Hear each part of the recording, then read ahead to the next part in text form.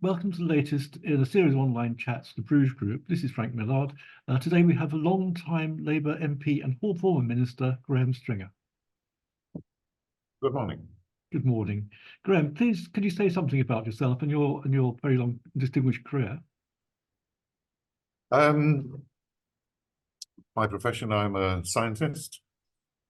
I was an analytical chemist in industry dealing with polymers and plastics. Then I was leader of Manchester City Council. Then I became an MP in 1997. And so I'm just coming up to doing 27 years as a Member of Parliament. During that time, I've been a Minister, a Whip, not very distinguished, I don't think. And what I enjoy most are the select committees where you can get into the meat of particular issues. Thank you, sir. And over this time, over the last 27 years, and also, I suppose, when you were a member of Manchester City Council and its leader, how has politics changed over that time, do you say? Not the fundamentals. I mean, the fundamentals of politics are who gets what, basically. It's about allocation of resources. And that hasn't changed. I think what has changed are the people who put themselves forward and get selected in the main parties to become candidates and members of Parliament. I think the motivation of those people and their backgrounds are different. The backgrounds are different. The Labour Party used to be a balance between people who'd got a lot of experience in the trade union movement, engineers, miners, electricians, and the caricature of a polytechnic lecturer and some very distinguished academics. And the Conservative Party used to be a balance between Shire Tories and high-flying Oxbridge graduates. Both parties, who they're recruiting, are very different and much, I think, more similar to each other now. It's an almost all graduate intake in most parliaments, and whereas when it was trade union people and Shire Tories, to caricature them, they often had pretty strong views about what they wanted to do and how society should change. I think together with the old graduates recruitment, people have come via working for MPs and ministers, and they tend to be, what line do I take? Which bag can I carry in order to get on with their careers? So this is insulting to some, and it's a caricature, but I think the way people become MPs now leads to more careerism than they used to be, where the career is more important than fundamental views about how society should be ordered and who should get what. Thank you, sir. Now, I understand you come from a long line of Labour Eurosceptics, which have included party leaders Hugh Gaitskell and Michael Foot, and cabinet ministers Barbara Castle, Tony Benn, Peter Shaw. Since there appears to have been a great forgetting about that tradition in the party. So what went wrong, and how can new generation be educated about this? You forget one. Everybody forgets that Tony Blair, in his early career, when he first stood for Parliament in North London and lost, was a Eurosceptic. So there is as you say, the majority of leaders of the Labour Party over a long time, and certainly in the 70s, the majority of Labour Party members were Eurosceptic. I think there was one seismic change that happened within the Labour movement, was the TUC conference in the late 80s, I think it was 88, that Delors went to, and it was at the height of Thatcherism when the Labour movement was in deep depression. And he said to them, look, don't worry about Margaret Thatcher. We can sort all these problems out in Europe. And I think that changed the attitude throughout the party. And when you ally that with what I've just said about people joining for careerist purposes, then it tends to make people go to the norm, to go to the established view. And so I think that those two things working together meant that the Labour Party, certainly in Parliament, is now 98% pro-EU. And it doesn't seem to have occurred to some of the leadership that when the majority of the country voted to leave the EU, and even now when the national press is, I think, distorting what's actually happened since we left the EU, a significant number of people are still have no desire to return. And I suspect if there was another referendum, we would win again and stay out of the EU. Thank you. Yes. And how does the red wall become red again, shall we say, in the face of the challenge from Reform and other parties? And well, I think the way the arithmetic in the first past the post system works is that as Reform increases, and the Labour Party either stays at a very high level in the opinion polls or increases itself, the real victims of a Reform, as a good vote for Reform, will be the Conservative Party, and the Labour Party will be beneficiaries. And most of the analysis I've seen shows the Labour Party retaking all those red wall seats, and the red wall votes in seats that have remained red, and the red wall votes in seats that the Conservatives won that aren't generally considered that. So I think that change will be, if it continues that way, will be very bad for the Conservative Party. thank you. And do you think an incoming Labour government is likely to erode Brexit and thus its benefits? Or do you think things will remain as they are or similar?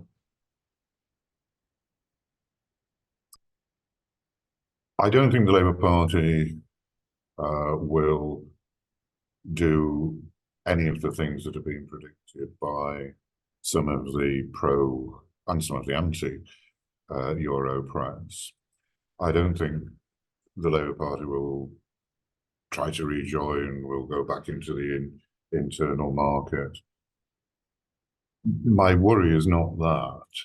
It is the advantages of being an independent country, not having our laws and regulations determined by the European Union, will not be taken advantage of. I think this government has not taken as much advantage of the freedoms and independence we have as they could have done.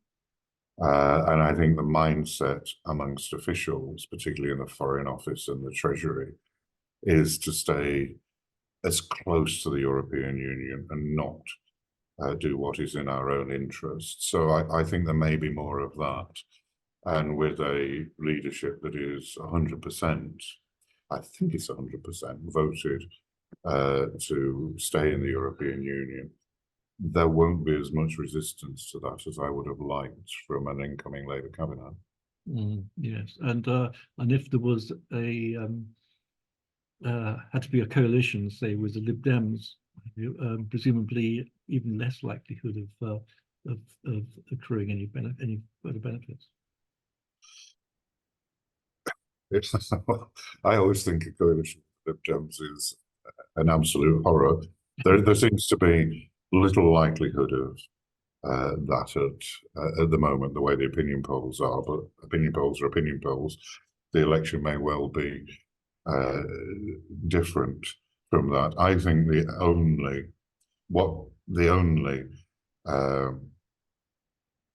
thing that the Lib Dems would try and extract from a Labour government would be PR. And another worry I have about an incoming Labour government, fashion can determine politics more sometimes than deep analytical thought. And it is becoming fashionable right across the political spectrum to be in support of PR. Now, Keir Starmer said he's not going to change that. But there would be, if Labour was in a minority and could be a majority coalition government with the Lib Dems, I think there would be an enormous pressure from within the Labour Party to do that deal on PR. And I think that would be the end of potentials for radical governments.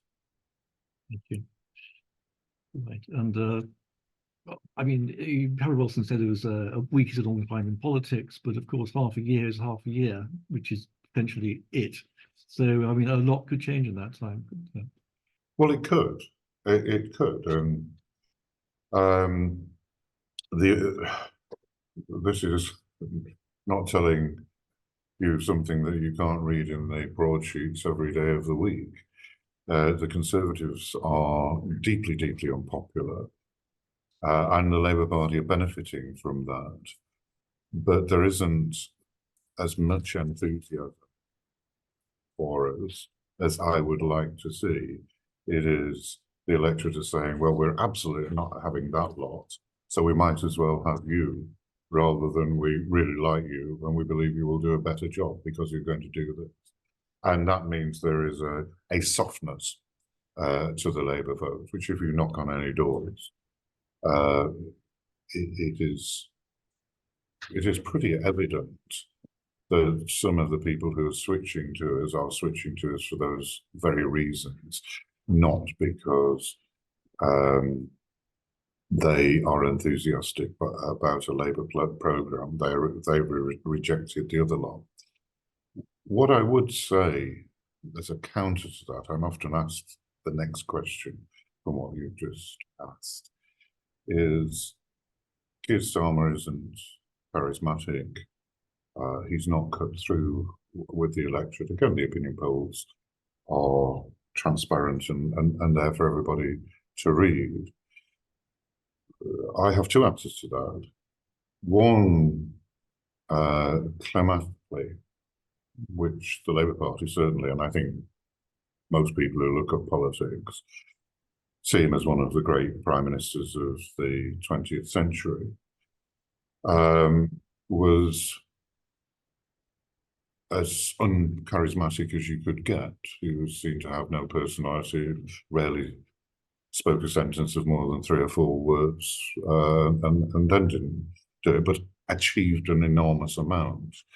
And when you look at charismatic leaders, JFK in the States and Barack Obama, 2 of the most charismatic leaders in Western society in the last 100 years, didn't actually deliver very much, whereas LBJ, rather controversially, if I say this, Nixon, who was appalling in many ways, they actually, in terms of delivering things on the ground, did a rather better job.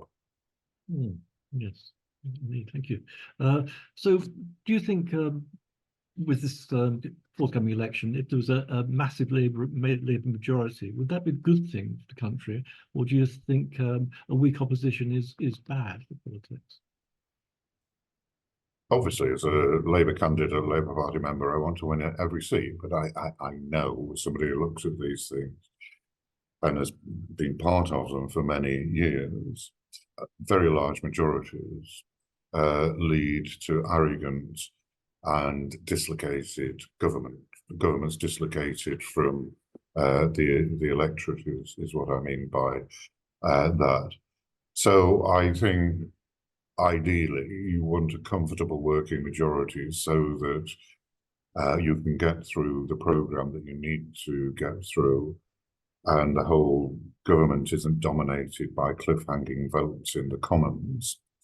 On the other hand, you want a position where if there is serious concern within the governing party and the opposition that something that is being done is not supported by the evidence or is going to be damaging to the country in some way, that the government have to hold back because there are sufficient people who will put party loyalty aside and say, we're not having that.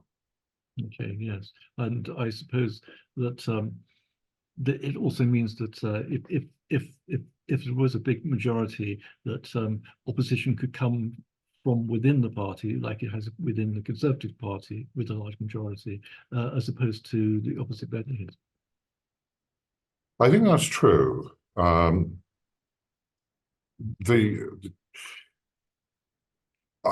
think that parties who are split as badly as the Conservative Party are. I mean, I sit and talk to Conservative members of Parliament regularly, and I am shocked, not just at the ideological divisions within the Conservative Party, but the serious personal dislike there is between the different factions within the Conservative Party. And that is not good for democracy. I think you need to have different perspectives within a governing party, but you also have to have a basis where you can come to conclusions and put those decisions through Parliament and support the government if they've got difficult decisions to make after the debate itself. But the Conservative Party at the moment, it isn't just that there are different political perspectives, it is that there are completely unreconcilable views, and I think that is bad for government. And I don't think the Labour Party will be in that position. Obviously, if there's a majority of 20, then a government is subject to 10 or 15 MPs calling the shots on key votes. Yes, yes, indeed. I mean, it used to be said that in the old days there were as many cross-party friendships as friendships within parties and enmities as well. So I mean, sort of, has polarity completely changed things now, do you think? That's a really difficult question to answer, because I don't know how strong the friendships were in the past. I mean, the one that is often quoted, Enoch Powell, at the height of his unpopularity, was very friendly with Michael Foot, and they've been lifelong friends. I don't know how typical that was of the 50s and 60s, 70s parliaments. So I don't know about deep friendships, but there are certainly working together. I mean, I will sit and, as will many Labour MPs, sit and chat and have very honest conversations with Conservative members of Parliament over dinner or in the bars or the tea room. Those conversations take place, and particularly if people are on select committee visits either in this country or abroad, people talk, become friendly, understand each other's positions. But whether it's they're as close as relationships after the Second World War, I don't know. I mean, one of the things that happened, and it probably can only happen after a war, is that if people had been in the same regiment or in the same battles, then in some ways they were closer to each other, having been through those traumatic experiences, than people in their own party. Yeah, thank you very much. And just one last question, really. I mean, is there anything that you would like to say to the Bruce Group and the wider electorate about the election coming up and the wider politics? What I hope will happen if there is a Labour government, under a Labour government, is that people go back to more evidence-based politics and not opinion poll-based politics. One of the key issues for me, and I spoke to the British group about this once, is energy policy and the cost of energy. There is a large amount of virtue signalling about saving the planet and dealing with global warming. That's all well and good. I think there are some questions about what has become accepted science, but the real issue is this country, even if we went back to producing carbon dioxide at the levels at the end of the Industrial Revolution, would be producing less than 1% of the world's carbon dioxide. And in order to get to that point, we have damaged our industrial base enormously because we are charging industry twice as much as the Germans charge, and we are charging a great deal more than the Chinese are charging. So I think if you look at costs and benefits, you look at the cost not just to industry, but to domestic fuel purchasers to heat their own homes, then our policy has come a long way from the evidence, and the benefits are almost negligible in terms of the atmosphere, because it's not just that we don't produce that much carbon dioxide. It is that when we transfer those industries to China and elsewhere in Southeast Asia, probably more carbon dioxide is produced. Getting those arguments across is very difficult, and that's just one absolutely key argument. But looking at the evidence before coming to the conclusions should be the basis of any good government. And I think the Labour Party is gradually moving towards that, as it became obvious when the 28 billion a year for renewables was fixed. I see that as a very optimistic sign that we will get away from virtue signalling and get closer to the electorate. Excellent. Graham Stringer, MP, thank you very much indeed. Pleasure. Thank you. Bye-bye.